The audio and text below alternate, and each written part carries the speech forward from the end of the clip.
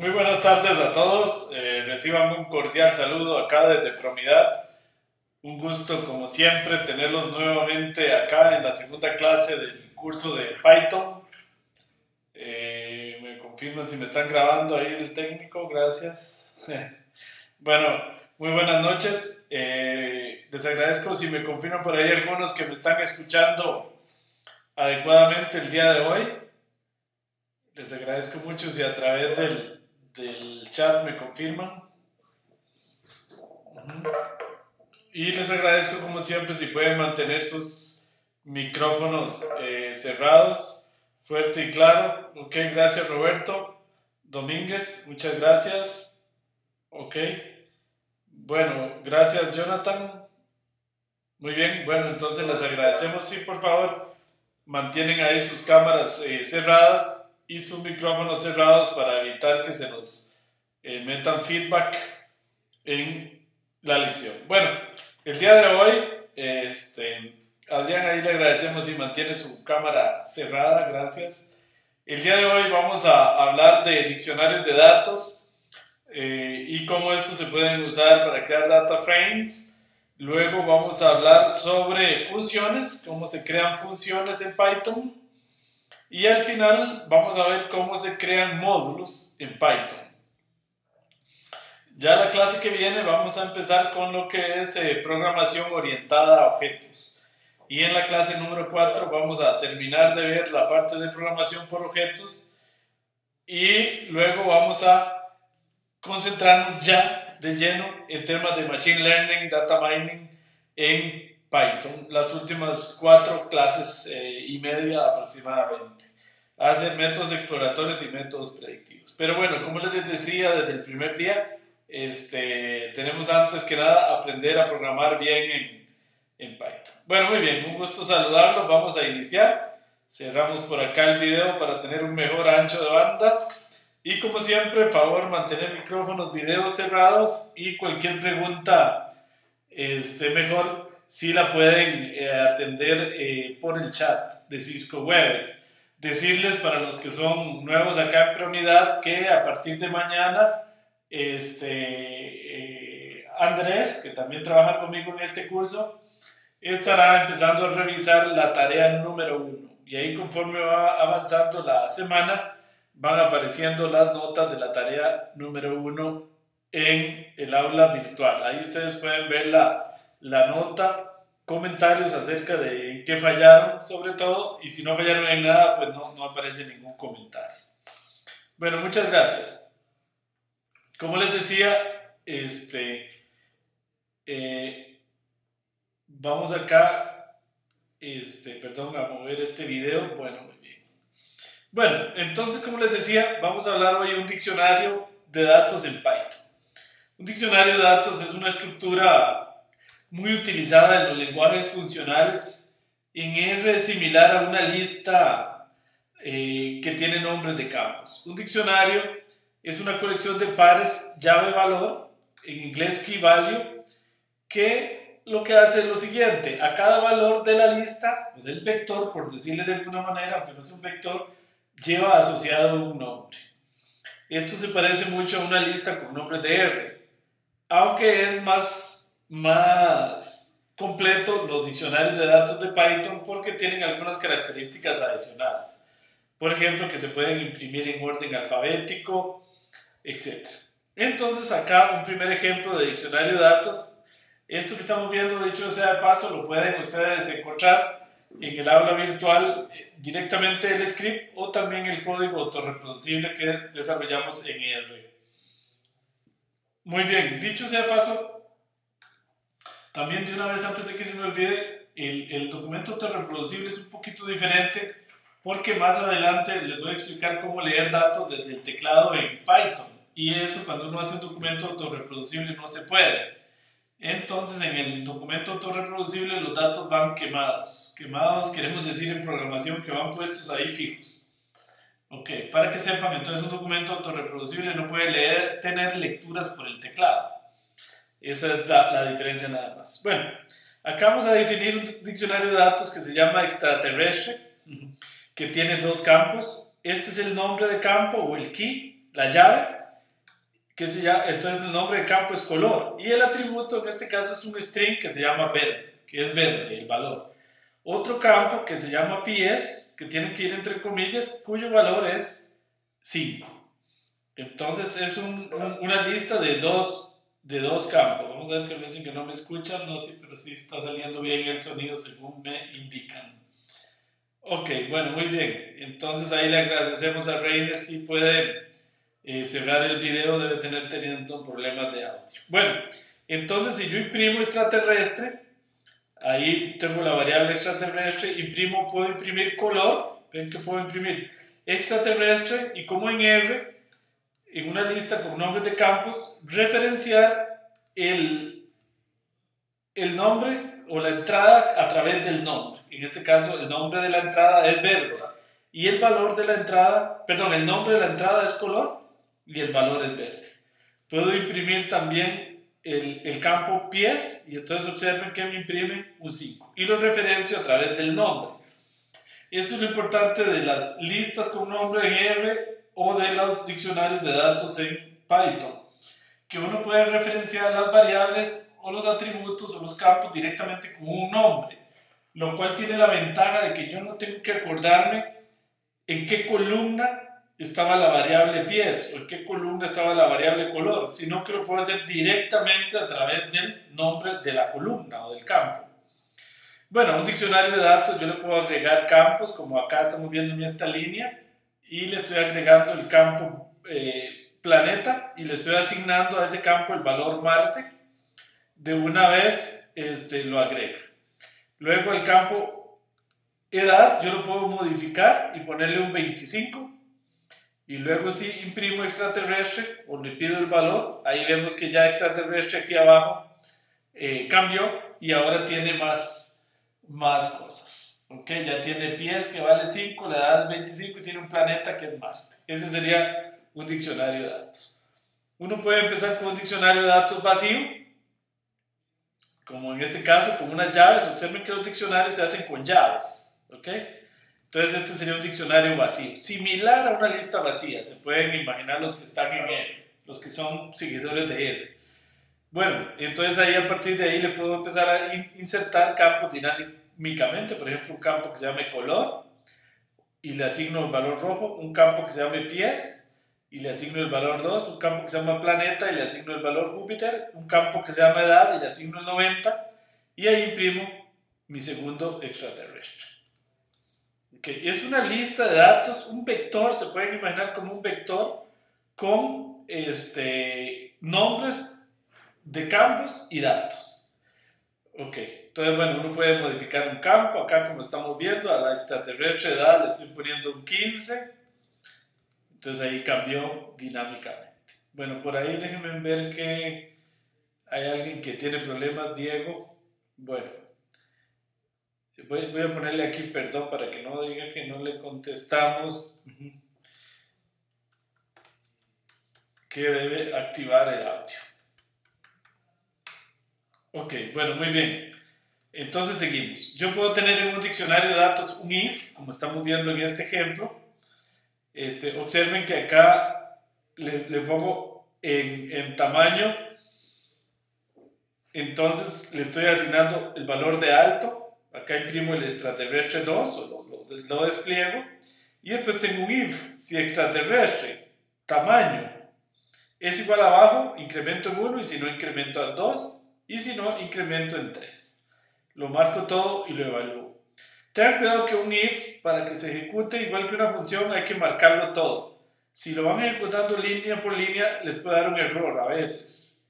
Entonces hay que tener cuidado. Ven, acá me dio un error y uno dice, qué extraño, ¿por qué me da un error si no tenía error? Es porque debo marcar toda la secuencia del if completa y evaluarla.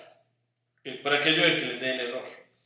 Bueno, y si imprimo, incremento, entonces vemos que tiene un 3, que es lo que corresponde en este caso según el if, porque el tamaño es alto, entonces en ese caso me va a asignar un 3. Bueno, muy bien, ahí tenemos un poquito de feedback con alguien. Le agradecemos a Freddy, ahí se puede cerrar el video. Bueno, entonces por ejemplo aquí yo le puedo asignar a la edad, al campo edad, lo que tenía el campo edad, más el incremento que era un 3, entonces le sumo 3. Y si imprimo extraterrestre, ya la edad pasó de 15 a 18. Muy bien. Acá podemos otro ejemplo bonito de un diccionario de datos. Muchas veces se coloca así como hacia abajo para efectos de que se vea más claro. Entonces aquí tenemos el lenguaje favorito. A Luis le asignamos Python, a Sara R, a Edward C y a Mario Python. Entonces si evaluamos todo el diccionario de datos, ahí ya lo tenemos en memoria. Y entonces yo puedo hacer esta impresión acá que dice el lenguaje favorito de Sara es, le pasamos el lenguaje favorito de Sara.title. ¿Por qué .title? Porque recuerden que es un objeto de tipo string que tiene un método que se llama title, una función título o title, que es lo que va a imprimir. Ya en la próxima clase vamos a empezar a hablar de esto de orientación a objetos y por qué aquí se usa un punto con más detalle. Bueno, entonces la puedo ejecutar y ahí la tenemos. Muy bien. Aquí tenemos otro ejemplo de diccionario de datos. Los diccionarios de datos son muy usados en Python y en los lenguajes que lo tienen, los lenguajes sobre todo funcionales. Ok, muy bien. Un poquito de agua. Bueno, acá tengo un diccionario que se llama usuario. Piensen en el usuario de internet o de una base de datos. El nombre de usuario, en este caso es E. Pérez. El nombre de la persona es Enrique y el apellido es Pérez. Es un muy buen ejemplo de para qué se puede usar un diccionario de datos. Entonces lo evalúo y entonces yo puedo, esto es muy interesante, ¿verdad? For K, V en usuarios .items o .items. ¿Qué es lo que esto quiere decir? Vean que el K va a variar sobre este primero, que le podríamos llamar la llave, y el V va a variar sobre el segundo, que sería el nombre. ¿Ok? Entonces yo puedo ir imprimiendo, imprimo ahí, ven, entonces me va a imprimir llave, valor. Ok, entonces me va imprimiendo, perdón, más bien la llave es esta, me imprime la llave y luego me imprime el valor. Entonces por eso me imprime nombre de usuario E. Pérez. La llave del segundo es nombre y el valor es Enrique. Ven, me recorre. El K, perdón, varía sobre la llave, que sería la primera columna, o más bien los nombres de campo, y el V varía sobre el contenido del campo. Ok, muy bien. Entonces uno puede extraer de un diccionario tanto el nombre o la llave como el contenido del campo con este operador in, usuarios.items. Bueno, otro ejemplo, tenemos otro lenguaje favorito y acá tenemos, entonces vean, for nombre como el lenguaje favorito.items. Entonces nombre va variando en la llave, que es el nombre, y el lenguaje va variando en el lenguaje Python RC. Y aquí imprimo un mensaje compuesto a través del print. Acá lo vemos, entonces ya tenemos una salida más formateada. Ok, muy bien. Yo puedo ir solo sobre los keys, sobre las llaves, entonces le pongo aquí lenguaje favoritos.keys, o puedo ir solo sobre el contenido y entonces le pongo el lenguaje punto favorito values. Ven, key se refiere al nombre del campo y value al contenido. Ok, o puedo hacer las dos cosas al mismo tiempo. Ok, entonces vamos a ver que tengo una pregunta acá en el chat. Me dice Franco, para esos dos índices en los diccionarios, ¿importa el orden? Sí, buena pregunta, Franco. Sí, en realidad lo que determina que accesa cada cosa es el orden. Siempre el que aparezca de primero será el key o la llave y el que aparezca de segundo será el contenido o el value. Buena pregunta, sí. es correcto. Depende del orden y no tanto de cómo uno le ponga. Ok, muy bien. Vamos a hacer otro ejemplo aquí. Este es un ejemplo interesante. Listas dentro de un diccionario. Yo puedo hacer diccionarios de listas, diccionarios de vectores, diccionarios de matrices, diccionarios de diccionarios. Y entonces puedo empezar a armar estructuras de datos bastante complejas. Vean que acá tengo lenguaje favorito.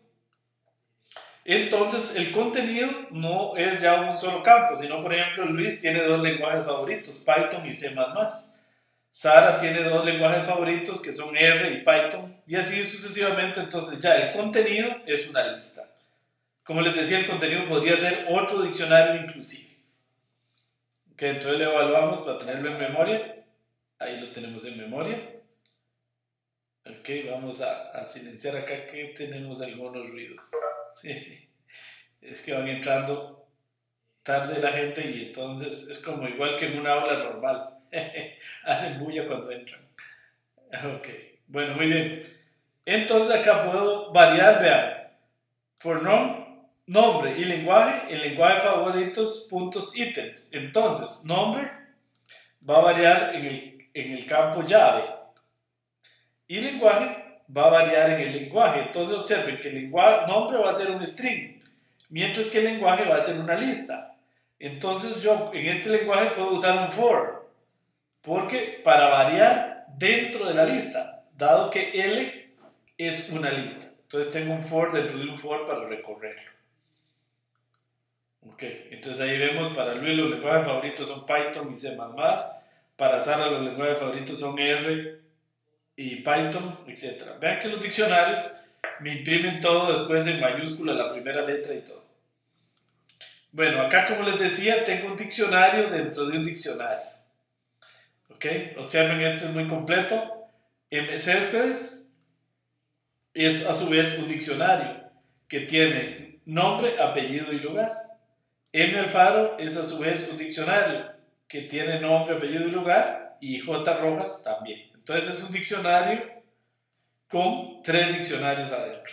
Es una estructura de datos muy potente y muy usada en Python para almacenar datos. Se parece a algo así también como a ver un código JSON, para los que conocen y los que llevaron web mining con nosotros en el programa experto en minería de datos. Es algo similar. Ok, eso es un diccionario de datos. Muy bien.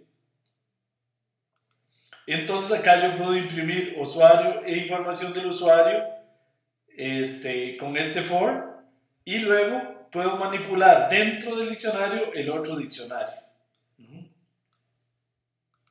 Ok, y ahí entonces la ventaja es que el diccionario acá, el primer for, el for me va imprimiendo el nombre y le imprimo el usuario. Luego nombre completo, me meto al usuario y lo referencio con el nombre de campo, que en este caso es nombre, más un espacio en blanco, y refiero al segundo campo a través del nombre o del keep, que es apellido. Entonces ven que me logra imprimir el nombre completo poniendo el nombre y el apellido, que estamos por separados en el diccionario, y luego imprime el lugar. Lo interesante, como les decía, de un diccionario de datos es que yo puedo referenciar el campo usando el nombre de campo y no tengo que recordarme en la posición donde estaba. Bueno, muy bien. Muy bien. Si tienen alguna duda, vamos a ver si por ahí tengo alguna duda con diccionarios. Ok, me dice Bernie Solís, restricción del tamaño desencadenado, no. No, ninguna restricción, Bernie, más que la que usted podría tener con la memoria de su computadora. Pero es una buena pregunta, digamos que no es de juguete, ¿verdad? Yo podría leer un diccionario y irlo armando desde el teclado, como voy a hacer ahora, o desde un archivo. Y entonces formar un diccionario realmente grande, ¿verdad? Que incluso podría no caber en una base de datos. Entonces es una buena pregunta. Bueno, acá algo que se usa mucho en Python, que simula los lenguajes de antes, pero es interesante porque esto es muy útil y por eso Python es un lenguaje muy usado para aprender a programar. porque es muy fácil, por ejemplo, leer de teclado. Con este comando input yo leo de teclado. Y entonces si yo le doy aquí run, entonces observen que aquí abajo me aparece este rótulo, escriba algo, y me está esperando un cursor aquí para que yo escriba algo. Entonces yo escribo algo, prueba, y este prueba pasa a quedar acá en esta variable mensaje. Entonces cuando yo le doy enter aquí, mensaje tiene prueba. Entonces este mensaje vale prueba. Entonces si yo le digo print mensaje, lo que tiene el contenido de la variable mensaje es prueba. ¿Ok? Entonces aquí, por ejemplo, le puedo decir print input, escriba su nombre, y entonces aquí le escribo mi nombre, le doy clic acá y le doy enter, y ahora la variable nombre, acá lo modifiqué, la variable nombre tiene mi nombre. Ok, vuelvo a aclarar algo que dije al principio, y es que en el documento autorreproducible uno no puede usar input, lógicamente, porque es un documento estático. Entonces ahí los nombres de estas variables se dejaron quemadas, solo para generar el documento autorreproducible, por si lo ven un poco diferente al script directamente. Bueno, acá entonces, digamos, puedo leer, me dice lea su edad, entonces le doy correr, lea su edad, entonces le pongo aquí 20, eso quisiera tener 20 años. Entonces acá convierto edad a un entero con este comando integer edad, porque siempre es importante entender que cuando se usa input el dato siempre queda de tipo string. Entonces si yo lo que quería leer era un número, lo convierto con este comando integer. De ahí se ve con claridad que Python es débilmente tipificado, pero no tanto como él. Él en el fondo sí tipea o le da tipos a las variables. Entonces ahí está la edad, y si pregunto si edad es mayor a 18, entonces me dice que true. Ok, bueno, muy bien. Entonces continuamos. Dice, el operador módulo, que en Python es el porcentaje. Recuerden que en R es doble porcentaje, si mal no recuerdo. Entonces dice, digite un número, leo el número, lo dejo en la variable número. Si número módulo 2 es igual a 0, entonces el número es par, y si no, el número es impar. Ok, entonces voy a ejecutar todo al mismo tiempo. Entonces aquí me está pidiendo el número 90, digamos, y entonces me dice el número es par. Ok, bueno, muy bien.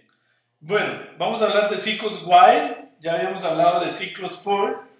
Sin embargo, en muchos contextos en programación donde un ciclo while podría ser más útil que un ciclo for. Aunque el ciclo for de Python es bastante potente y casi todo se puede hacer con un ciclo while. Entonces aquí un ejemplo de un típico contador en programación. Inicio un contador en 1, y luego while, mientras contador sea menor o igual a 30, va imprimiendo el contador y va incrementando el contador. Ese es un ejemplo típico de programación de un contador. Entonces observen que acá estamos muy concentrados en aprender programación. Acá estamos como en un curso de Progra 1, pero es indispensable. ¿Okay? Si quieren usar Python de verdad, hay que aprender a programar en Python. Yo he visto mucha gente tratando de usar Python en ciencia de datos, pero no sabe programar en Python. Entonces lo único que puede hacer es, si acaso, invocar algunos comandos. Entonces si uno quiere realmente sacar el poder que tiene Python en ciencia de datos, lo primero es aprender a programar en Python. Tal vez no ser un programador experto, pero sí dominar los elementos básicos del lenguaje, incluida la programación por objetos, si uno quiere entender bien Python. Por eso en este curso es un curso más largo que los que normalmente damos en profundidad, y es de 2 meses, para poder tener tiempo de aprender las dos cosas. Aprender a programar en Python, que es un lenguaje muy, muy hermoso desde mi punto de vista, y luego aprenderlo a utilizar ya con un objetivo concreto, que es la ciencia de datos. Ok, un ciclo, por ejemplo, se usa mucho, si ustedes recuerdan, me recuerda mucho cuando uno aprendía Pascal hace muchos años allá en Programación 1 en la Universidad de Costa Rica. Uno usaba mucho un mensaje para salir de algún ciclo. dice digite una palabra y digite salir para salir. Entonces inicializo un mensaje en blanco y dice, mientras el mensaje sea distinto de salir, sigue leyendo. Entonces típicamente esto se usa mucho en programación. Sigue haciendo algo hasta que yo le dé salir. En este caso simplemente es imprimir el mensaje, pero hasta que yo digite salir, él va a seguir ejecutándose. Entonces observen acá la ejecución de este ciclo. Si le doy run, entonces él me está pidiendo aquí, dice digite una palabra, digite salir para terminar. Si yo digito ahí cualquier palabra, él me sigue pidiendo palabras, ¿ven? Hasta que yo le ponga aquí salir, entonces se sale del ciclo. ¿Ok? Eso es un ejemplo clasiquísimo de un ciclo while. Entonces los ciclos while tienen la ventaja sobre el for de que yo podría realmente controlar mejor la salida. Por ejemplo, digitando algo cuando yo quiero salir. Usando una bandera, este es un concepto muy clásico de los lenguajes de programación. Una bandera siempre es como un true o un false que me va a indicar, en este caso, por ejemplo, cuando salga. Vean, acá entonces lo hago diferente. Entonces tengo lectura, dice digita lectura, digita salir para terminar el programa. Entonces voy a poner activo y lo voy a inicializar en true. Entonces dice, mientras activo, lo que viene aquí tiene que ser algo booleano, true o false. Entonces leo un mensaje con este input. Si el mensaje es salir, pone activo en false, entonces se viene aquí y como activo es false, sale del ciclo. Y si no, va imprimiendo el mensaje. Es otra manera muy clásica en programación de hacer una salida de un ciclo. Entonces si le doy run, aquí me va pidiendo cosas.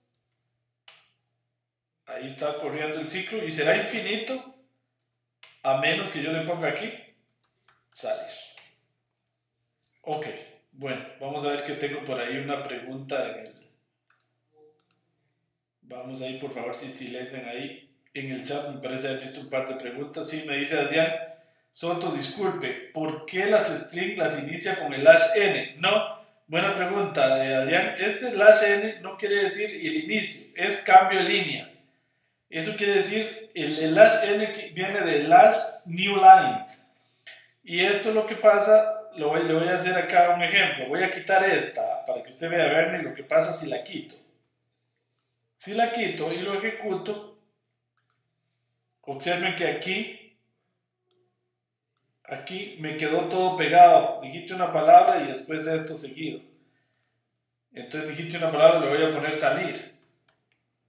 Si le pongo otra vez el /n, que quiere decir el #newline, observe que me lo tira en dos líneas diferentes. Entonces, es muy usual en los lenguajes como C poner el #n al inicio de cada línea para que me cambie de línea. Muy bien. Buena pregunta,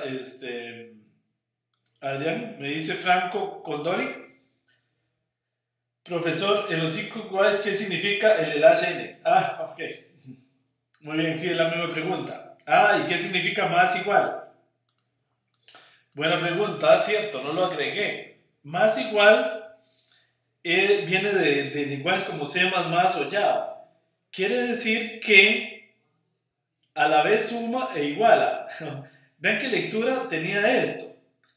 Entonces quiere decir que a lectura es como poner así, le voy a explicar. En un lenguaje tradicional sería equivalente a poner lectura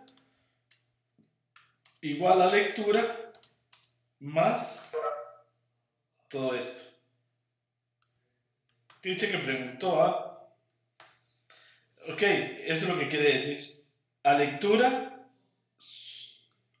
asígnele lectura, que era lo que ya tenía, esto más todo esto.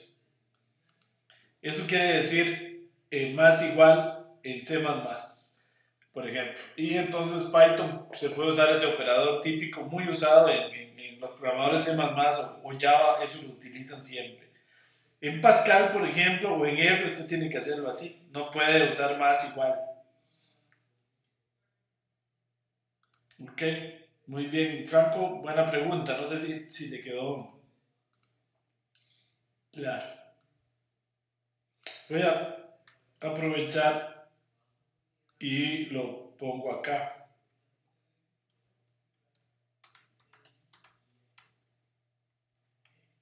como un comentario para que por aquellos de los que no han programado en lenguajes como Java o C++. Entonces ahí,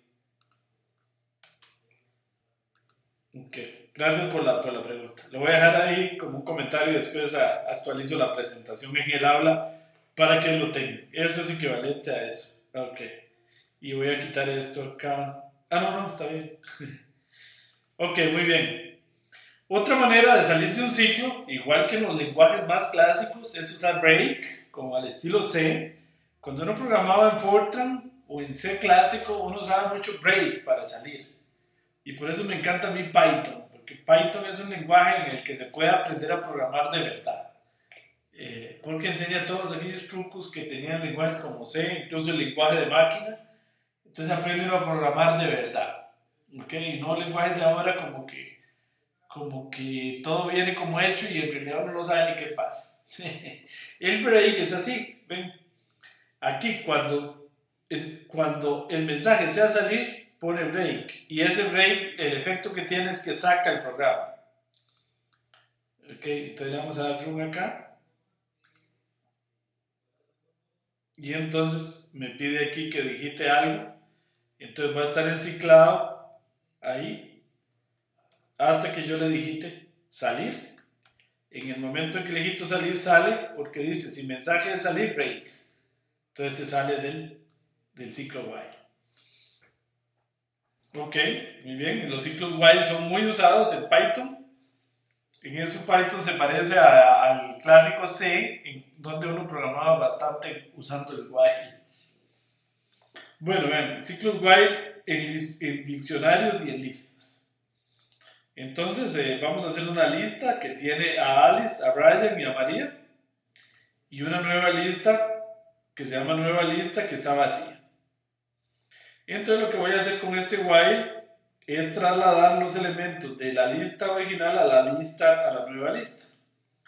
Entonces aquí voy sacando el último elemento de la lista original y lo dejo en el evento. Y luego con append se lo agrego a la nueva lista. Y hago un ciclo con esto. Lo importante, vean, este lista original, ¿por qué funciona? Recuerden que ahí donde dice lista original, eso se ejecuta mientras eso sea un true.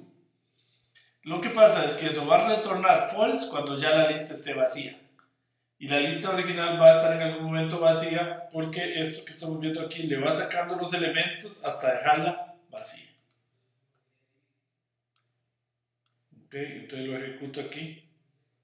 Y ahí está. Entonces la nueva lista, si la imprimo, aquí imprimo la nueva lista. Se ve que tiene los elementos que tenía lista. Y si imprimo la lista original, la puedo marcar aquí e imprimirla. Se ve que la lista original ahora está vacía. Ok, muy bien. Muy bien. Bueno, las listas acá, esto no sé, se me quedó de alguna prueba. Yo puedo invertirlas en orden reverso. Bueno, acá está algo que les había dicho arriba y es, por ejemplo, llenar un diccionario en forma interactiva. Yo puedo llenar un diccionario desde un JSON en una página web, desde un archivo. Acá lo voy a leer, lo voy a llenar en forma interactiva. Entonces voy a declarar un diccionario vacío. Tengo una bandera que se llama seguir en true.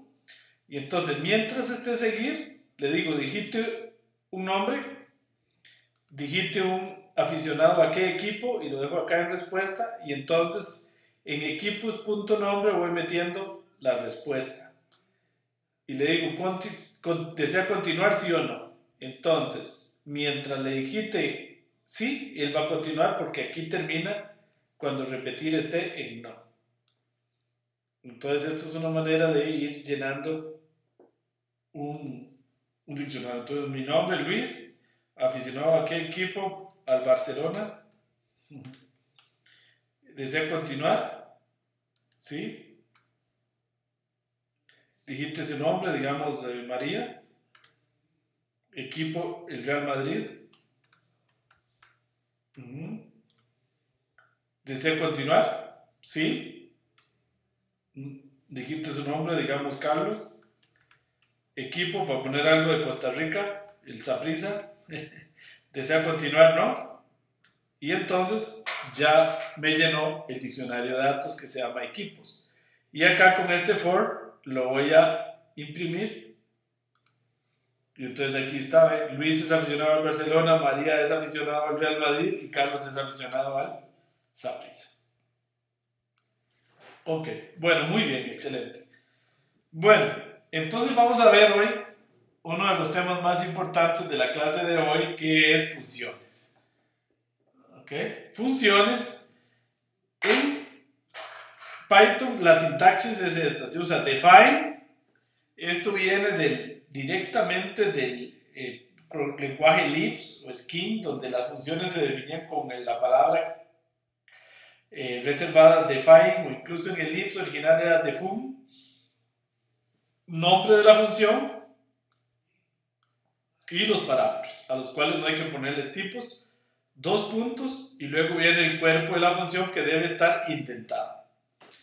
Vean que Python no usa llaves en ningún lado, como usa R, o usa Java, o usa C++, no usan llaves. Entonces vean que acá voy a definir, define, una función que se va a llamar suma, que recibe 2 parámetros x y y, suma x más y z y luego retorna z. Eso es todo. Lo que hace es sumarlos y retorna. Yo podría retornar aquí directamente, pero no lo hago para que quede más clarita mi función. Entonces ese es el cuerpo de la función. Ahí lo tengo. Luego lo puedo evaluar. Y entonces le asigno una variable res, suma 3, 4. Y entonces lógicamente el res tiene que tener un 7. Esto es lo que se llama, para los que están empezando en programación, el cuerpo, el código de la función. Y esto es lo que se llama la invocación de la función, ya con 2 parámetros. En ese caso x pasa a valer 3 y y pasa a valer 4. Bueno, muy bien. Uno podría retornar aquí suma, puede usar paréntesis. No se usa mucho en Python, pero se puede usar paréntesis. Ok, muy bien. Ha estado el teléfono muy socado acá en Promidad. Allá se oye, pero allá a esta hora no hay quien lo atienda. Ok, porque por allá está César dando otro curso y no hay quien atienda. Bueno, dice, la definición de una función: no es buena práctica usar un print en una función. No es buena práctica, no solo, yo lo pondría más grosero. Es una función mal programada, una función que tenga un print. Las funciones, salvo casos muy excepcionales, nunca deben tener un print. La función simplemente recibe datos y calcula. Si se imprime en otro lado. Eso para respetar un principio que en programación se llama el principio de responsabilidad única. Una función nada más calcula. Y una función que tenga un print, ¿cuál es el defecto? Es una función que no sirve para nada, solo para imprimir el resultado. Porque uno normalmente hace una función para que otra función la reciba de parámetro y haga algo. Pero si usted le pone a una función ya un print, se inutiliza completamente. Bueno, un ejemplo de una función con print que se estamos poniendo solo para ilustrar es esto. Esta función saludo tiene un print. Ok, y si invoco aquí saludo Pedro, entonces ahí funciona. Pero una buena definición de funciones es como esta: área triángulo, recibe la base, la altura, calcula el área y la retorna. Si voy a imprimir esa área, la quiero imprimir, esa es responsabilidad de otra función. Tampoco las funciones deberían leer datos de teclado y de ningún lado. Los datos de una función siempre se reciben como parámetro. Y si yo voy a leer los datos, entonces que sea en otra función. Bueno, entonces puedo invocar aquí la función área triángulo. Yo puedo invocarla aquí poniéndole el nombre a los parámetros. A veces se usa mucho y vean que de esa manera puedo invertir el orden de los parámetros, tal y como se puede hacer en R. Sí, eso sí, si uno le pone el nombre. Si no, por defecto, este será base y este será altura. Ok. Otra cosa que se usa mucho en Python, que también se usa mucho en R, es darle valores por defecto a las variables, a los parámetros. Ahí, por ejemplo, como pueden ver, le da como valor por defecto a base 1 y a altura 1. Entonces, en ese caso, si yo invoco la función cos35, pues me va a dar 7.5. Pero si yo la invoco acá sin parámetros, entonces me va a dar 0.5. Porque por defecto va a usar base y altura 1. Es muy importante, la mayoría de funciones, un buen principio de programación es que tengan un valor por defecto, lo cual le permite a un usuario después en el futuro que no conozca muy bien qué son todos los parámetros, usar solo aquellos que conoce y dejar que los demás parámetros sean simplemente, se usen con el valor por defecto. Muy bien, retornando múltiples valores. Esto es muy importante. Al igual que en R, es un pecado capital retornar un vector. En R usted debe, cuando tiene múltiples valores, retornar una lista con nombres de campo para que los resultados después puedan ser accesados a través de los nombres de campo.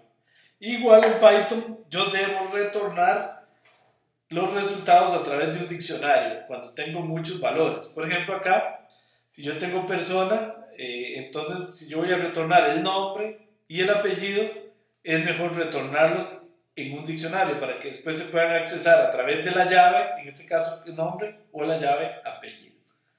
Y yo no tenga que recordar, como pasa si lo hago en un vector, en qué posición está cada cosa, sino que puedo referenciarlos directamente a través del nombre de campo. Bueno, entonces acá imprimo, esta función la invoco con el nombre de nuestro señor presidente, que ya casi sale, Luis Guillermo Solís. Muy bien. Entonces en nombre viene Luis Guillermo y en apellido Solís.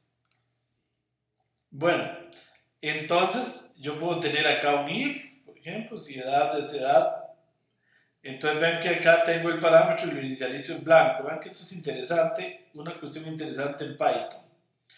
Entonces, como el parámetro está inicializado en blanco, si yo lo invoco sin el parámetro edad, él imprime el diccionario sin el parámetro edad. Porque aquí en esta función pregunto if edad, ese if edad va a retornar true si está cargado con datos la variable edad, y si está en blanco retorna un false. Entonces por eso acá funciona perfectamente y no lo agrega al diccionario.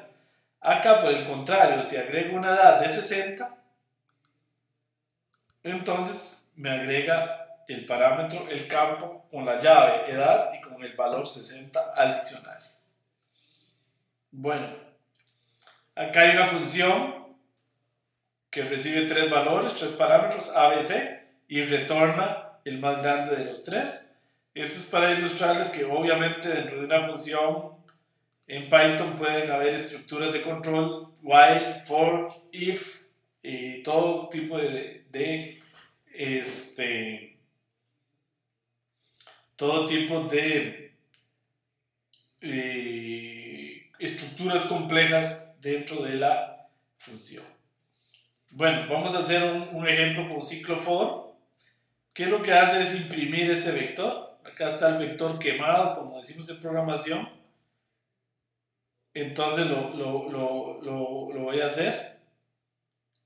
Acá, este comentario aquí no corresponde porque no estoy inicializando un vector con n ceros. Voy a quitarlo. Sino que estoy inicializando un vector con estos campos. Y lo que esto hace es imprimirlo, como ya habíamos visto en la clase pasada. Entonces yo puedo llamar a la función imprime vector, que no tiene parámetros. Es una función sin parámetros y que lo que hace es imprimir el vector. Es para ilustrar, porque como les decía antes, no es muy útil que una función imprima. Ahora, si uno quiere que imprime, entonces hace dos funciones. Hace otra función que imprime el resultado que retornó otra función. Bueno, aquí vamos a hacer un ejemplo de un vector de una función que inicializa un vector y lo llena con el valor k al cuadrado menos 4. Entonces vean, esta función se llama llena vector y va a llenar desde i igual 0 hasta n, va a ir haciendo desde k igual 0 hasta n, k al cuadrado menos 4. Entonces vean, inicializa un vector en vacío. Luego esto sí corresponde al comentario que quité de allá arriba. Desde k igual 1 hasta el rango de n, v.append 0, lo que hace es crear un vector que va desde 0 hasta n menos 1, todos con 0. Y luego lo que va haciendo es asignándole a la entrada késima del vector k al cuadrado menos 4. Entonces yo lo evalúo, ahí está, y si le digo c vector con 9, entonces me hace el vector, veanlo acá, con los valores correspondientes. Si le doy con un 35, lógicamente va a ser más grande. Ahí está cómo quedó el vector. Bueno, muy bien. Otro ejemplo de for, que calcula la norma de un vector. Recuerden que la norma de un vector es la suma de las entradas del vector en valor absoluto. Entonces aquí lo que hace esta función es que recibe un vector, inicializo un acumulador de suma en 0, luego desde i igual 1 hasta la longitud del vector, desde i igual 0 más bien iría hasta la longitud del vector menos 1. O sea, entonces recuerden que los vectores empiezan en 0, en Python. Voy haciendo suma igual a suma más el valor absoluto, y retorna suma. Ok. Y entonces, ahí está la suma, la norma del vector, que es 14. Para ilustrar una pregunta que me hicieron antes, yo podría, voy a ilustrarla acá, yo podría programar esa función así. Podría aquí hacer más igual, entonces así sería una mejor programación. Esto más igual quiere decir que a suma le voy a asignar suma más el valor absoluto de v. Entonces le puedo hacer así, le voy a poner norma 1, porque si no puede creer que la norma 2. Y eso tiene un sentido matemático. Perdón, norma 1, norma 2. Entonces ahí está. Es otra manera de programar exactamente lo mismo.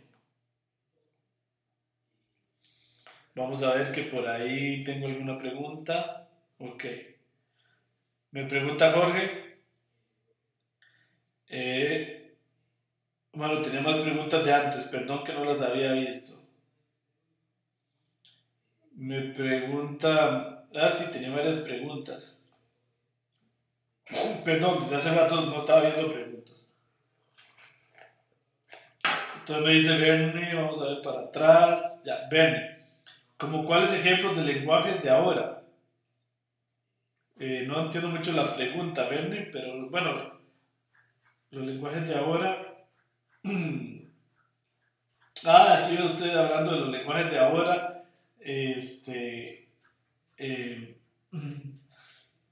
Lo que pasa es que ahora el lenguaje, a veces cuando se aprende en Java o en el mismo C++, a veces sí se pueden hacer todas esas cosas, lógicamente, pero se concentran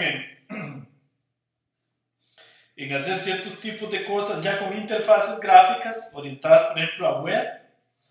Entonces resulta que ya esos tipos de cosas como un break y esas cosas no se pueden usar. Entonces se pierde mucho el aprendizaje de algoritmos. Entonces hay gente que aprende a programar pero nunca aprende a hacer algoritmos.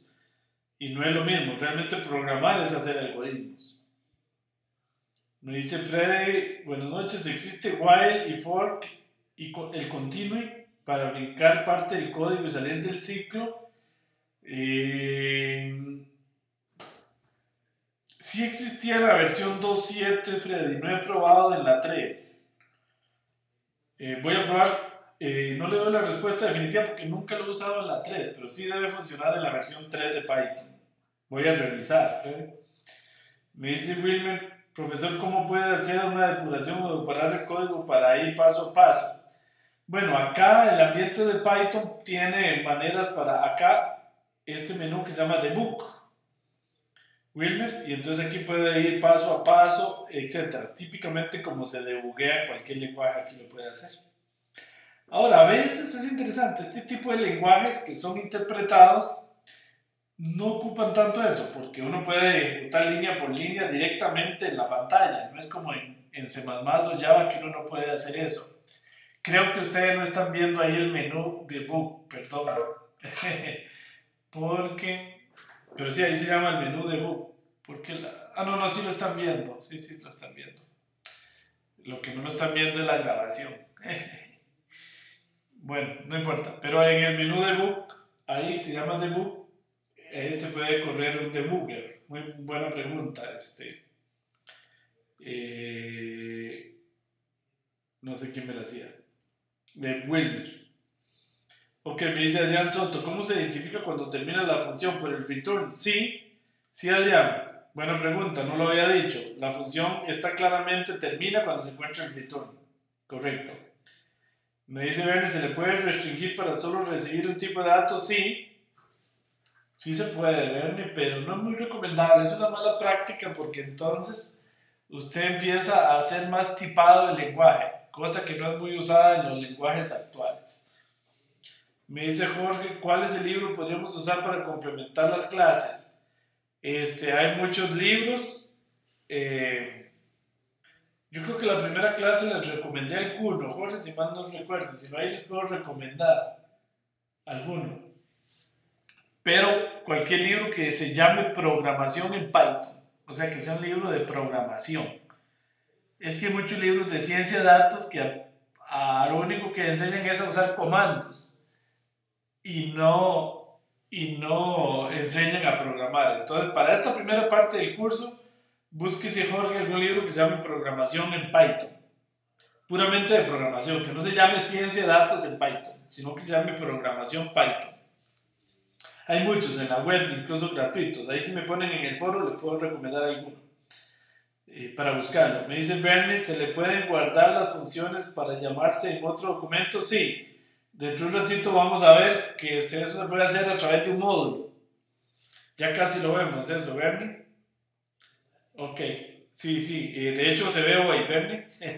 Ahorita tengo que explicar un módulo. Aquí tengo un módulo. Ok, ¿qué hora es? Eso me dice que tengo que socar un poquito. Bueno, entonces acá tengo una función que multiplica una matriz de tamaño m por n por un vector de tamaño n por 1 y me queda otra matriz de tamaño m por 1. Entonces, esto sin usar NumPy, sino directamente a pie en Python. Entonces, esta matriz, esta función recibe una...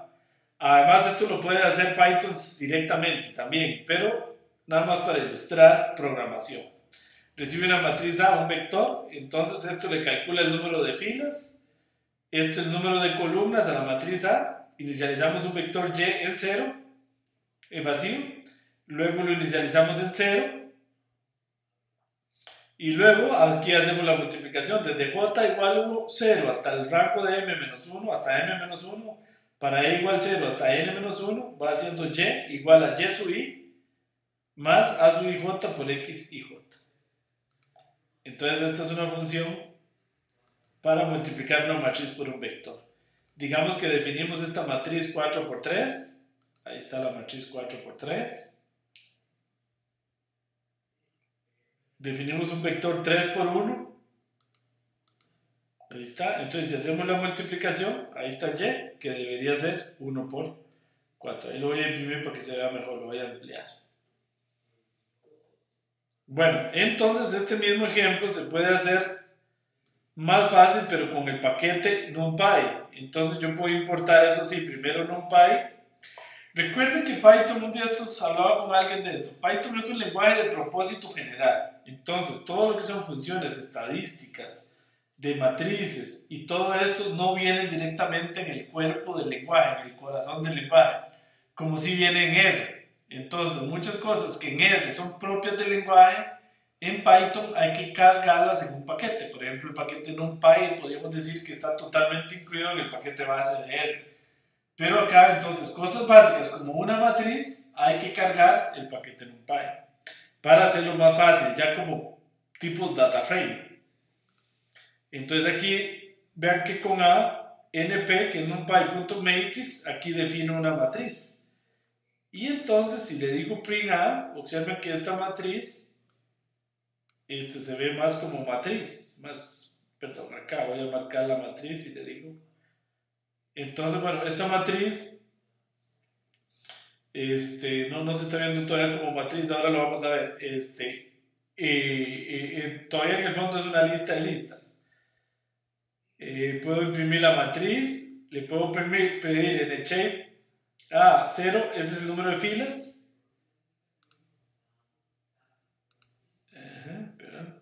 Creo que aquí, no, es que el problema, ya sé por qué no me está saliendo bien, es que no cargué el paquete, ahí está cargado el paquete, aquí defino A, y entonces ahora sí, con eso me estaba saliendo mal. Acá estoy viendo la matriz realmente como una matriz, y no como una lista de listas. Entonces aquí, np.shape 0 me da el número de filas, y np.shape 1 me da el número de columnas. Y entonces puedo multiplicar, puedo hacer esto más fácil. Aquí defino el vector X y defino mi multiplicación de una matriz con X. Esto me da el número de filas, esto me da el número de columnas. Aquí puedo definir un vector de n ceros, todos tipo flotante. Vean que Python a veces tipea, ¿verdad? Le pone tipos a las cosas bastante más que él. Y luego hago la multiplicación con ese doble for anidado. Y entonces puedo multiplicar. Okay. Esta es una versión mejor. Digamos, típicamente cuando voy a usar matrices en Python, uso la biblioteca NumPy. Ok. Acá voy a hacer algunos ejemplos ya con datos. Para eso voy a importar el paquete pandas para tener data frames y voy a importar el paquete OS para tener lecturas de archivos y cosas de esas y voy a importar el paquete NumPy. Entonces recordemos de la clase anterior que con esta función os.getCwd obtengo la carpeta actual. Esta sería mi carpeta actual donde user Oldemar Rodríguez. Esto en Windows será un poquito diferente, aquí lo estoy viendo al estilo Macintosh. Y aquí establezco mi carpeta, esto es muy importante, esto es como un ZWD en R, para establecer la carpeta en donde tengo mis datos, muy importante. Leo un CSV, recuerden que es la función pd.read-csv. Este punto viene de que esto se lee de un paquete. Y este guión bajo es en el nombre de la función. El delimitador es punto y coma, el delimitador de espacios y el delimitador de decimales es 0 y voy a indexar todo a partir de 0. Perdón, el delimitador de decimales es la coma. Entonces ahí está, imprimo los datos, ahí ya leí mi tablita clásica de estudiantes. Ahí está, es que esta pantallita está un poquito pequeña.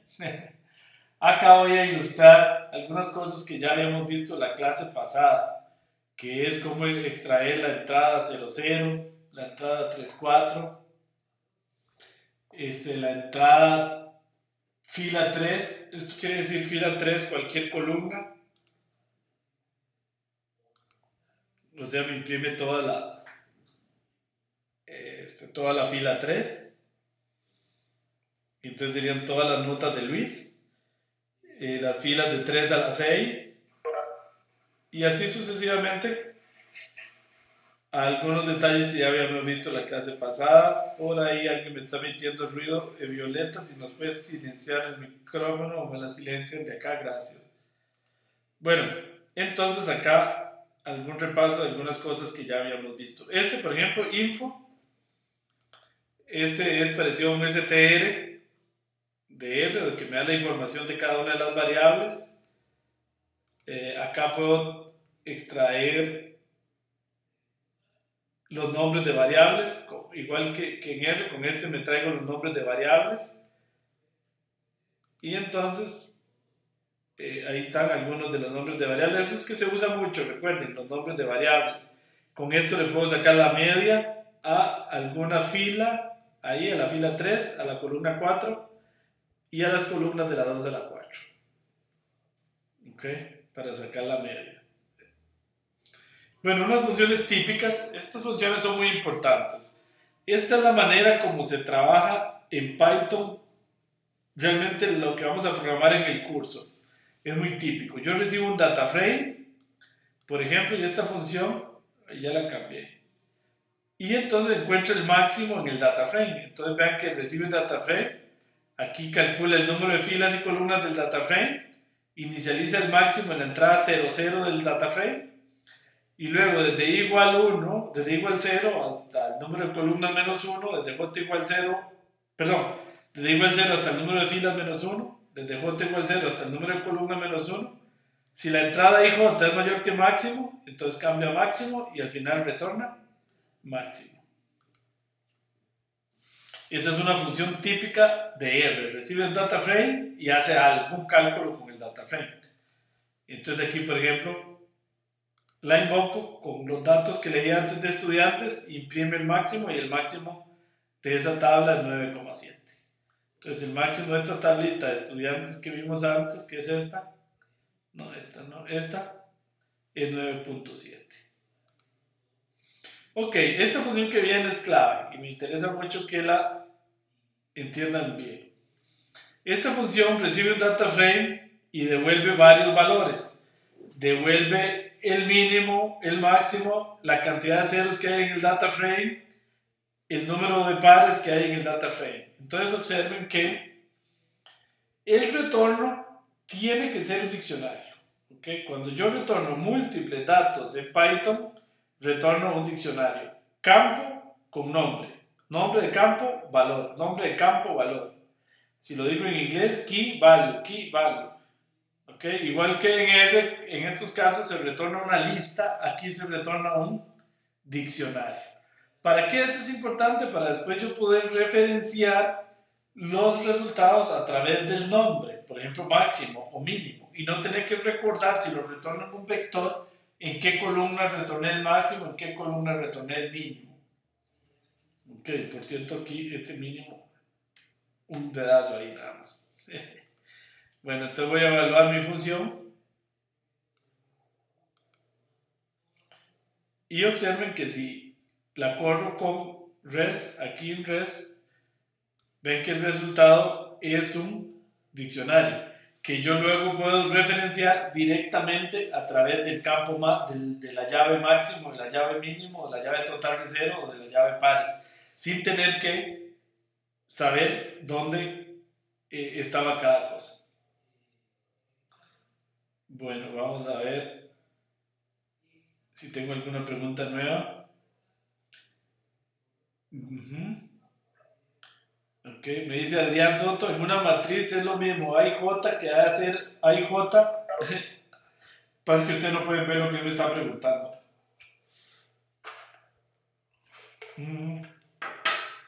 Lo voy a copiar y pegar aquí para que lo vean. Me dice si se puede hacer así o así. No, en Python se hace así. Ok, esto es como en C. Entonces en Python se debe hacer así. Ok. Luego me dice, Bernie, ¿es buena idea importar todos los paquetes que pienso utilizar en puro inicio? No, no es buena idea, Bernie, porque de hecho después vamos a ver que en Python se utiliza mucho incluso no traerse el paquete completo, sino solo las funciones que voy a usar. Porque puede recargar muchísimo el ambiente de cosas que no va a usar. Ok, luego me pregunta... ¿Ven esas iniciales para renombrar a los paquetes? ¿Es un estándar, verdad? Sí, correcto, Bernie. En Python se usa mucho eso se llama un apodo, un alias, para renombrar los paquetes, para usar nombres más cortos. Sigue muy usado en Python, porque Python tiene una filosofía de código minimalista. Entonces, entre más pequeño, mejor. Programador de Python se es. Sí, eso es un estándar de Python. ¿Es más rápido Python que R? Bernie pregunta. Buena pregunta. Yo pienso que no hay una respuesta definitiva a esa pregunta. En muchas cosas sí y en muchas cosas no. Dependiendo, por ejemplo, para leer datos y cosas de esas podría ser que sí, pero por ejemplo, ciertos cálculos que hace R, por ejemplo, todo lo que son estadísticas, min y todo ese tipo de cosas son sumamente rápidos en R porque R tiene una cosa que se llama programación vectorizada, que en el fondo usa Fortran y en cambio Python no lo hace de esa manera tan eficiente. Ahora, habría que ponerlo a competir. La verdad, yo nunca lo he hecho, Bernie, para ver si en un ejemplo muy grande haciendo lo mismo, ¿cuál dura más? Es una pregunta muy interesante. Ok. Me dice Wilmer, un diccionario de datos se parece mucho a una estructura de datos JSON. Sí, exacto, Wilmer. Exacto. De hecho, yo lo dije por hace un rato, que un diccionario de datos se parece muchísimo a un JSON. Correcto. Correcto, son sumamente similares. Sí. Nosotros estudiamos JSON en el curso de Web Mining, por aquellos los que no saben qué es un JSON. Bueno, aquí, por ejemplo, vean, esta es una función en Python muy típica. Yo recibo un data frame y un número de columna. Y a ese número de columna o a esa variable le voy a calcular índices estadísticos, la media, la mediana, la desviación, la varianza, el máximo y el mínimo. Y luego los retorno en un diccionario. ¿Por qué en un diccionario? Para que cada uno de esos valores pueda tener un nombre. E incluso con este, que es muy interesante, retorno el nombre de las variables o de las columnas. Una función típica de Python para manejo de datos, ahí la tenemos. Entonces, si le pido, por ejemplo, las estadísticas básicas a la variable 1, vean que me la retorna en un diccionario de datos. Le podría pedir esto a la columna 4 o a la variable 4. Ahí está.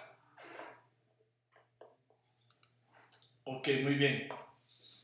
Bueno, entonces aquí tengo una función. Este asterisco es muy interesante.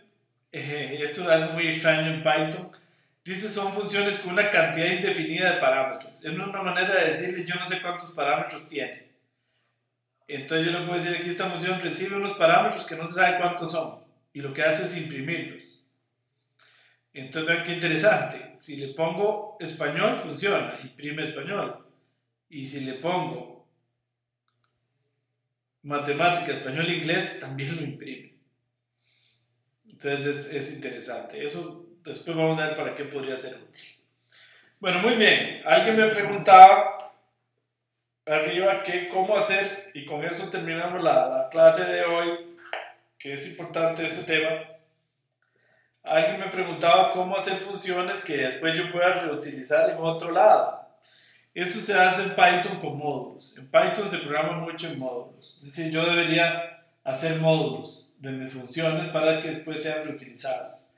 Ahora, hacer un módulo en Python es relativamente sencillo. Es simplemente hacer un archivo extensión PY, como este módulo que tengo acá, ejemplo módulo-B1 PY o PY. Entonces vean lo que si vemos el archivo, que eso no es un archivo. Si buscamos el curso de Python, semana 2, vemos que acá tengo este ejemplo de módulo, es un archivo aparte. Me los pone con este porque es que yo tengo otro compilador de Python aquí. No lo tengo acá, pero lo tengo en el doc. Bueno, entonces un módulo es simplemente un archivo aparte, extensión PY. Ok. Y en un módulo como este, vean que yo puedo importar un paquete que en el fondo es un módulo. Eso es todo, un paquete no es más que un módulo. Y este módulo que yo estoy haciendo tiene tres funciones. Una que se llama máximo, que calcula el máximo en un data frame. Este que calcula algunos índices, el máximo, el mínimo de un data frame. De hecho son las mismas que hice antes, nada más que las estoy metiendo en un módulo. Y aquí esta otra función que calcula las estadísticas básicas. Entonces tengo tres funciones que puse en un módulo. Y entonces aquí, ¿cómo se importa un módulo? Simplemente se le pone import, nombre del módulo, Así me lo traigo completo, que es una pregunta que hacía alguien. Me traigo todas las funciones de ese módulo, así las ocupe o no las ocupe. Puedo usar esto que es más eficiente. Import nombre del módulo, import nombre de función. Y así importo solo las funciones que yo ocupo. De esta manera, separado por coma, puedo importar, digamos, 2, 3 funciones, solo las que yo ocupe. Y luego, para usar una función que viene de un módulo, siempre hay que poner nombre del módulo, punto nombre de la función. Y por eso es que se usa poner alias o apodos a los nombres. Porque si tiene un nombre muy largo, esto se puede volver muy tedioso. Estar escribiendo nombre módulo punto, nombre módulo punto. Entonces yo le puedo poner un alias, que es lo que siempre se hace. En el fondo eso es lo que estoy haciendo aquí. Para que no me quede tan largo cuando lo estoy escribiendo. Ok, entonces un alias se hace así. Importa nombre módulo como nuevo nombre. Entonces eso es un alias. Aquí por ejemplo importo el módulo OS. No le pongo alias porque es muy cortito. Y aquí estoy importando el módulo pandas. Y le estoy poniendo un apodo que se llama PD. Ok. Ya contesto preguntas. Aquí estoy definiendo la carpeta de trabajo. Y estoy importando este que se llama ejemplo módulo. No sé si me va a servir porque resulta que... Vean que me da un error. ¿Por qué me da un error? Porque resulta que le cambié de nombre. Y ahora se llama ejemplo módulo guión versión 1. Entonces tengo que ponerle aquí guión versión 1. Porque es que hoy le cambié de nombre porque le hice unas mejoras y tengo 2 versiones. Entonces acá le doy y ahora sí. Vamos a ver. Algo no me está funcionando aquí. Vamos a ver por qué.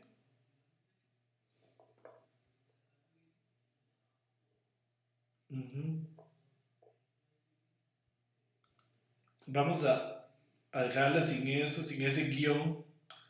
Y voy a corregir acá que Mac me metió este 1 ahí. Voy a ponerle así como era, como se llamaba originalmente. Ejemplo módulo PY, que es como está en el aula virtual.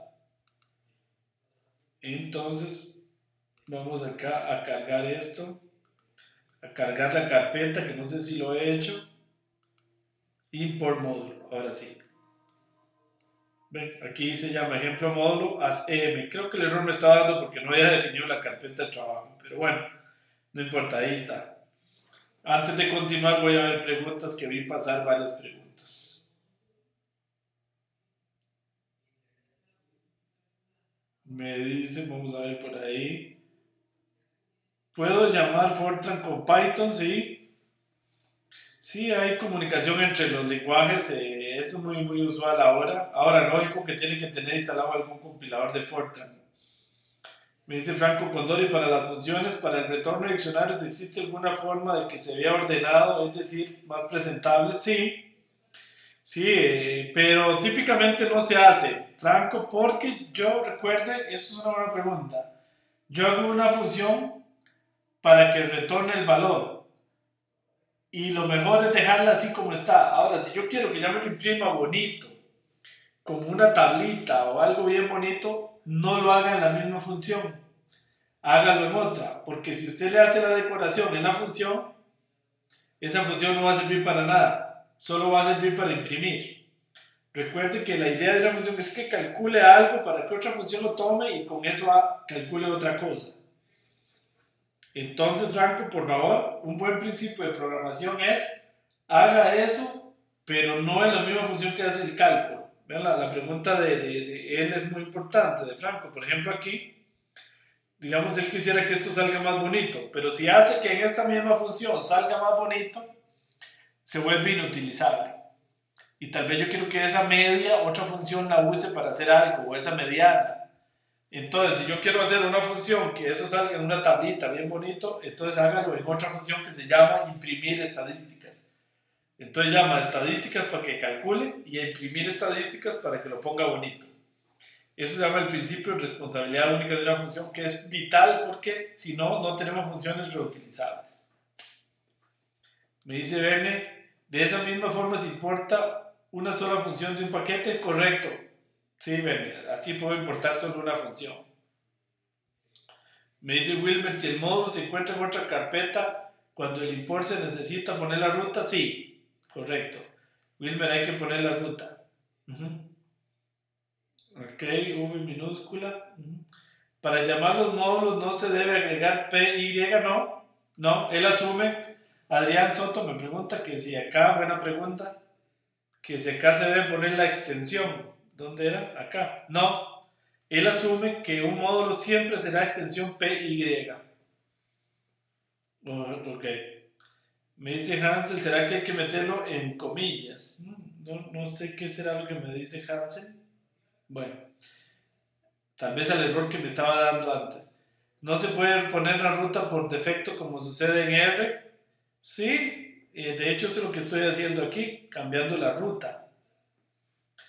Ahora ponerla, no, con solo que ponga esta instrucción al principio del archivo, esa queda por defecto a lo largo de todo el archivo, a menos que usted la cambie. ¿Ok? Me dice Hansel, ok, sí, porque el nombre del módulo tenía un guión. Sí, entonces mejor evitar el guión. No sé si fue el guión o fue que no había establecido la ruta, pero mejor guión no es una buena idea un nombre de archivo. No es una muy buena idea. Ok, entonces lo que les iba a decir aquí ya para terminar es que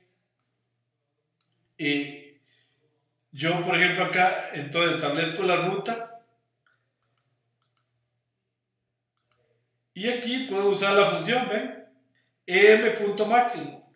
¿Cómo sabe él que no es la que yo le llamé máximo arriba? Porque yo ya la tenía arriba. Porque ese m que viene de mi módulo que se llama ejemplo módulo. Entonces ahí la llamas ya del módulo directamente y ahí imprime el resultado como ustedes están viendo aquí. ¿Ok? Ahí llama la de valores y a lo último la función estadísticas. Ok, muy bien, excelente. Entonces vamos a ver si tengo alguna otra preguntilla por acá, si no para ir a ver la tarea. Bueno, todavía no tengo ninguna pregunta. La tarea para la próxima semana, para de hoy en 8 días.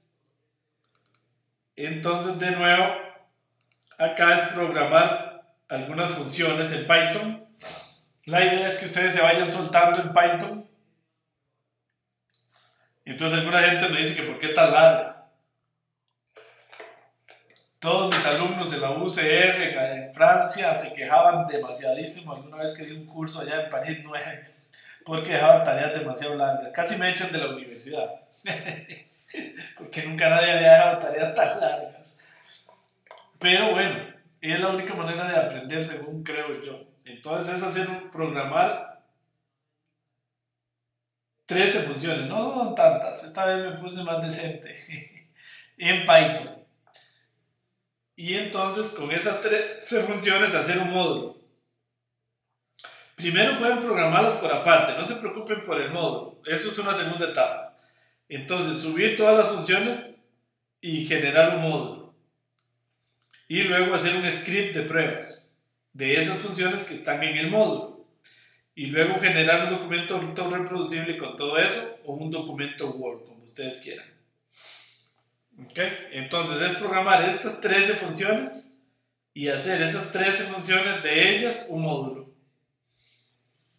Y luego hacer entonces, en un script de pruebas, ¿qué sería? Un script de pruebas sería exactamente como esto, nada más. Hago todo lo que tenga que hacer, importo mi módulo y luego hago algunas pruebas, por ejemplo aquí.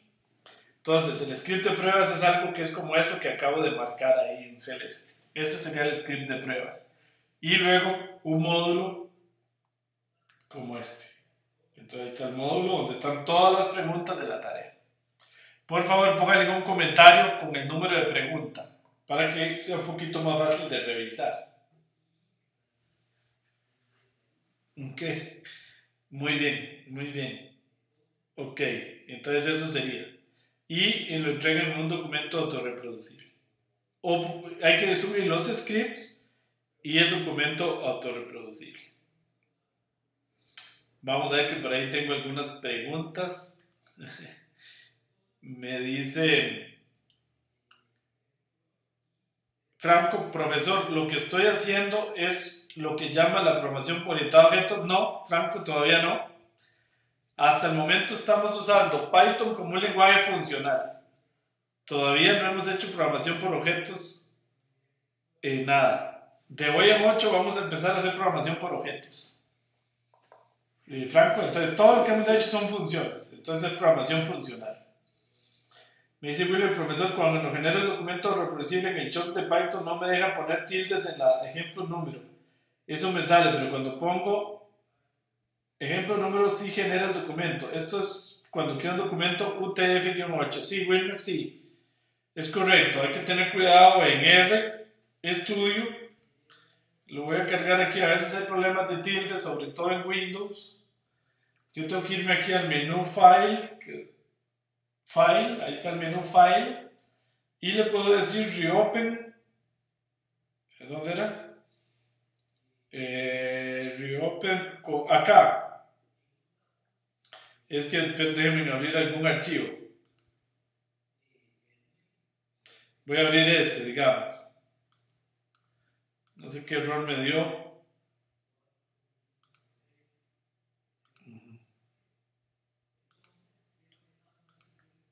Bueno, digamos, este que se llama azar. Digamos, yo le puedo decir File, Reopen with Encoding. Entonces aquí esto es muy importante porque acá yo tengo que decirle, ven, en mi caso que tengo una Mac, el default uso UTF-8. Entonces si están en Windows, normalmente lo que hay que usar es Windows 1252. Porque si no las tildes les empiezan a salir mal y se ve horrible el documento. Me imagino que eso es lo que le está pasando, Wilmer. Entonces con esto aquí lo corrige. Si está en Windows mejor usa, creo que se tiene que usar aquí, y si está en Mac acá. O depende de cómo esté el documento, porque en Mac podría ser que también esté ahí, UTF-8. Entonces eso es lo que le está sucediendo. Me dice Roberto que si la tarea es cortita. Sí, otras veces en él he dejado tareas de 25 preguntas. Esta tiene 13. Pero sí es muy importante que para soltarse hay que hacer por lo menos unas 15 funciones para ir soltando un poco en el lenguaje. Me dice Hansel, ok, el script de pruebas es para evitar el uso de prints en las funciones. Exacto. Sí. Me dice Roberto Domingos, ¿tiene más ejercicios de este contenido? Sí, por ahí tengo más ejercicios. Es que más bien me controlo y trato de no poner tantas, porque sí, en efecto, muchas veces mis estudiantes se quejan de tareas muy largas, pero al final agradecen, yo estoy seguro, porque aprenden mucho, que es la única manera. Bueno, me dice Hansel, profe, para la tarea 1 me aventuré haciendo algunas funciones, pero no sabía que los principios que mencionó, como para evitar el print, las tengo malas para esta tarea, las voy a corregir. No se preocupe, Hansel, no le vamos a bajar puntos por eso, porque no habíamos visto eso de funciones. Yo le voy a decir a Andrés para que él no les baje puntos. Por eso, sí, porque todavía no habíamos visto funciones y no habían visto esos principios. Algún día les puedo pasar, podría ser interesante. Tengo por ahí alguna presentación de cuando enseño eso, el algo de cuáles son los principios de la buena programación. El principio de responsabilidad única es uno de los más básicos, pero hay otros principios que uno debe seguir cuando programa en cualquier lenguaje, no solo en Python, sea en R, sea en Java, sea en C++, que son los principios básicos de la nueva buena programación. Son 6 o 7 principios que siempre se deben seguir, que se los puedo pasar por ahí. Si me lo piden en el foro, se los paso. Creo que los ejemplos están en C++, pero no importa. Los principios que es lo importante ahí están explicados en un PPT completo. Entonces se los puedo pasar si les gusta. Sí, lo puedo poner en el foro. Ahí Roberto, si por favor me recuerda para que no se me olvide, yo los subo. Okay, que son los principios de la buena programación. Eso es muy importante. O sea, hay que escribir funciones pequeñas, funciones reutilizables, etcétera. Y si uno no sigue eso, hace funciones que solo sirven para uno y solo sirven una vez Y la buena programación no es eso, ¿verdad? La buena programación tiene que ser funciones completamente reutilizables.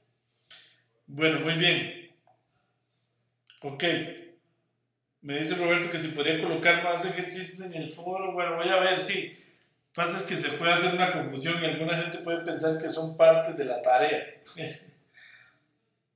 Pero sí, tenemos muchos ejercicios de programación. Ok, voy a ver si lo subo en el foro, a ver cómo hago para que no se enrede la gente y la gente termine creyendo que es obligatorio. Sobre todo a veces gente que no está en la clase. Bueno, muy bien. Entonces, entonces agradecerles mucho la presencia el día de hoy. Vamos a ver, no tenemos más preguntas. Y ahí, entonces, bueno, aquí veo una, sí, que me dijo que como adjunto a los materiales también se puede causar una confusión. Es que ustedes vieran que a veces hay confusiones que hacen unos líos. Si lo pongo ahí, la gente puede creer que también es tarea. Entonces voy a ver si lo coloco ahí de alguna manera para que quede claro que no es que sea una parte de la tarea. Ok, bueno, muy bien. Entonces, abro acá el video para despedirme de ustedes el día de hoy. Agradecerles muchísimo ya después de 2 horas de clase ya se acomodó el pelo y todo. Entonces, la verdad, agradecerles muchísimo la presencia el día de hoy. De hoy en 8 días ya iniciamos lo que es programación por objetos en Python. Vamos a ver lo que son clases, lo que son objetos, polimorfismo, una serie de cosas muy bonitas en programación por objetos. Y de hoy en 15 días ya nos concentramos en características muy especializadas de la programación por objetos, que son herencia, componente compuesto y una serie de características propias de la programación por objetos que no existen en lenguajes como R. Bueno, sí existen en lenguajes como R, pero muy poco usadas en R, solo cuando se hacen paquetes. Además, la programación orientada a objetos en R es muy incómoda. No fue R pensado como un lenguaje orientado a objetos, sino que después se le agregó casi como un parche. En cambio, en Python sí. Python es un lenguaje que nació orientado a objetos. Y es uno de los lenguajes orientados a objetos más bonitos que yo conozco y más, ¿cómo decirlo?, más prácticos para aprender. Bueno, muy bien, entonces muy buenas noches, un gusto haberlos visto y cualquier duda, como siempre, por favor, ahí en el foro del curso, en el aula virtual, ahí lo vamos a estar atendiendo Andrés y mi persona. A partir del día de mañana, Andrés empieza a revisar tareas. Recuerden que los que van entregando ya a partir de mañana se le van bajando 10 puntos por día por entrega tardía. Entonces, bueno, un gusto nuevamente, muy buenas noches, nos vemos Dios mediante de hoy en 8 días. Gracias.